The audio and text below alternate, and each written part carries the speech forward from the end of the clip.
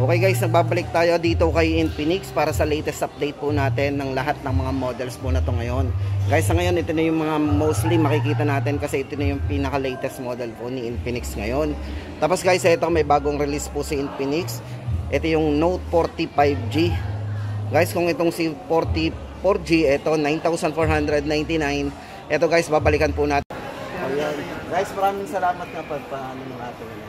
Ayan guys, kasama natin yung mga taga Linville, Latag, yan, taga dito po sa Lipa City, no? Bumili po sila ng Note 40, tama ba? Note 40 series, yan. Ito, yan, mega loud shoutout po, yan, sa mga taga Lipa. Maraming po salamat pagpasyal po dito sa atin, dito sa Infinix, yan. Ma'am, ano sabihin natin? Patiin naman natin. Shoutout dun sa may utang sa akin. Huwag mo lang bayatan, yun na. Maraming salamat. Kasi wala pa po tayong idea sa presyo nito.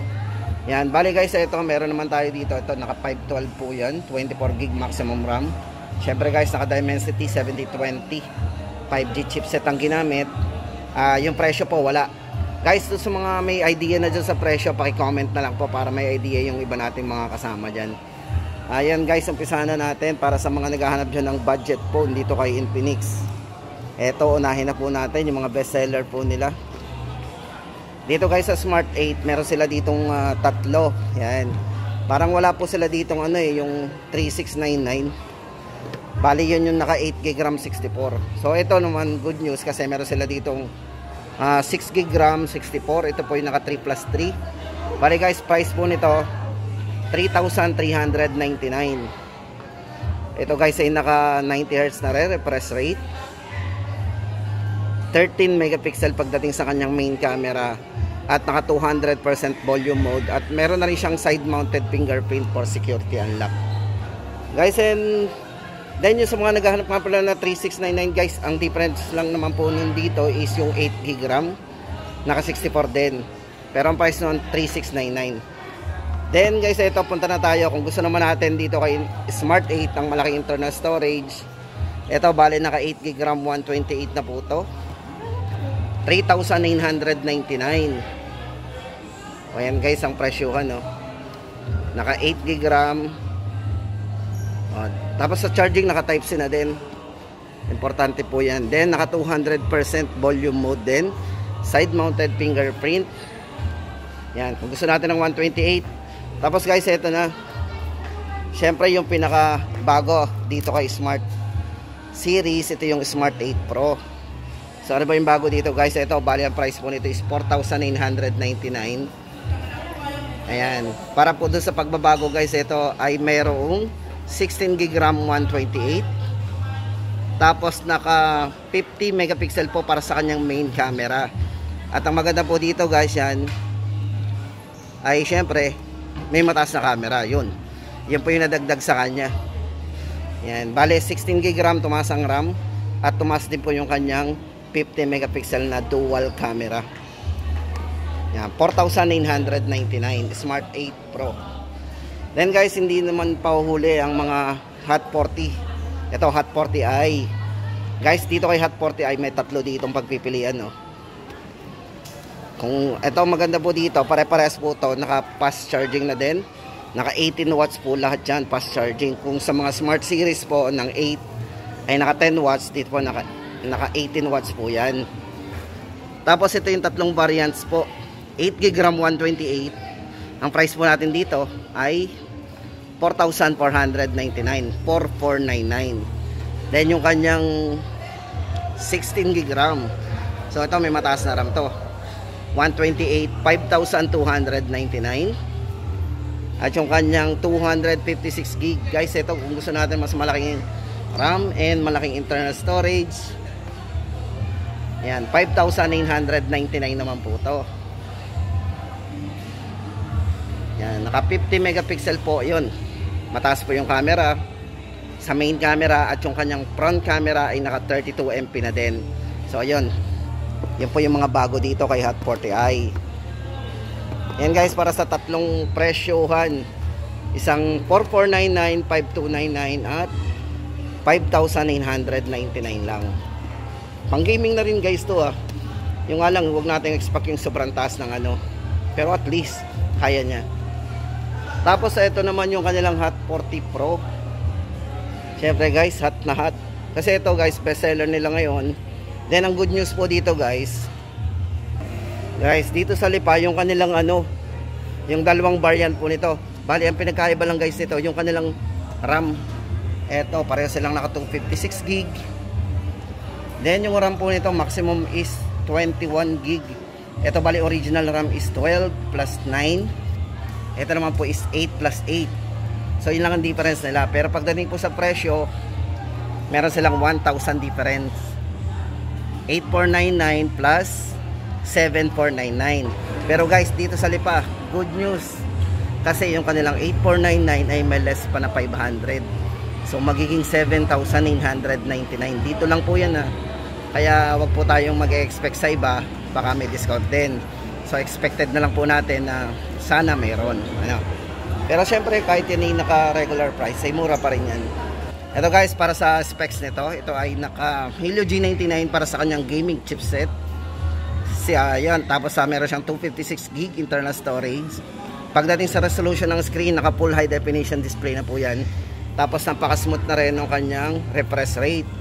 At hindi lang yung guys, na 108 megapixel po yan pagdating sa kanyang ultra clear main camera. Then ang good news dyan, pagdating din sa video, meron din siyang stable video sa front at saka sa back.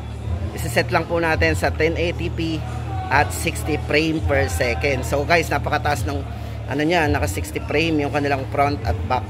Ayan. Pwedeng pang vlog po yung front at pwede rin yung back. Tapos guys, ito na. Dito na tayo.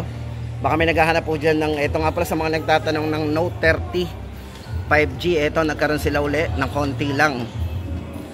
Bali guys, ito para sa latest price po natin dito, naka markdown to. Ang alam ko from 11,000 to eh. Ngayon po ay 8,999. Ito po si Note 30 5G. Yan, naka MediaTek Dimensity D6080 5G chipset yung ginamit po sa kanya. Tama-tama yan sa mga mahilig maglaro para sa kanyang ultra fast gameplay. Yan. Ito guys, inside the box kompleto na. Meron na siyang case. And ano na rin, meron na rin siyang kasamang tempered, no? Nabuksan tayong ganito eh. Yan guys, para sa latest update natin sa mga naghahanap lang na naka-markdown. Syempre guys, naka 5G to Note 30. Tapos ito na, para naman dito sa bagong release po ni Infinix, yung kanilang Note 40 Pro and Note 40 Pro Plus 5G. Yan. Guys, ito, i-compare natin sa presyo guys. Yung 5G naka 13,999. Yung isa po ay 10,999. Ito yung 4G. Ito, pagdating sa charging, naka 100 watts po yung 5G. Naka 70 watts po yung 4G.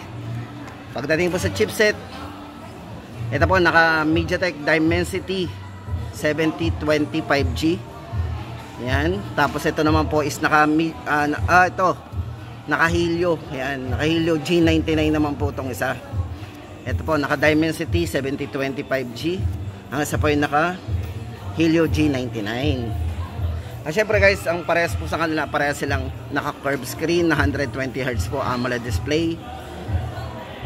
Tapos sa kanilang charging, ayan, ulitin po natin, 100 at 70. Parehas po silang mayroong wireless capability na 20 watts. Yan, kasama na po dyan sa sa free phone case and wireless charger. Ito po yung kasama nitong dalawang na to, yung bago. Sa ngayon guys, best seller nila to. Parehas naman panalo yan, depende na lang sa inyong gusto guys. At pagdating nga pala sa video resolution, yan, meron din silang video na stable o napaka-stabilize yan pagdating sa front at back. Tapos may mga dual view video na rin yan. Yan guys, speaking of dual view video, dito nga pala kay Hot 40, ito yung kanilang budget phone na gaming phone, hindi pa uhuli guys, meron din po yan front at back. Ayan, ayan guys, para sa latest update natin dito kay Note 40 Pro, 10,999, at yung sa 5G nya is 13,999. Tapos guys, ito na, dito na tayo, yung huli lumabas po sa kanila. Ito naman po yung hindi na curve. Ito po si Infinix Note 40 Meron tong maximum RAM na 16GB RAM, 256GB. Ito guys, sound by JBL. Yan, yung mga Note 40 nga pala guys, naka sound by JBL po yan. Tapos ito, naka 16GB RAM, 256. Pagdating sa charging, naka 45 watts. Yan, tapos yung kanilang, then maganda dito guys, naka ano na rin to naka AMOLED display na rin po yan, 120Hz na rin po yung refresh rate ng screen. Tapos yung kanyang 4G, ito ay naka MediaTek Helio G99 na yung chipset niya.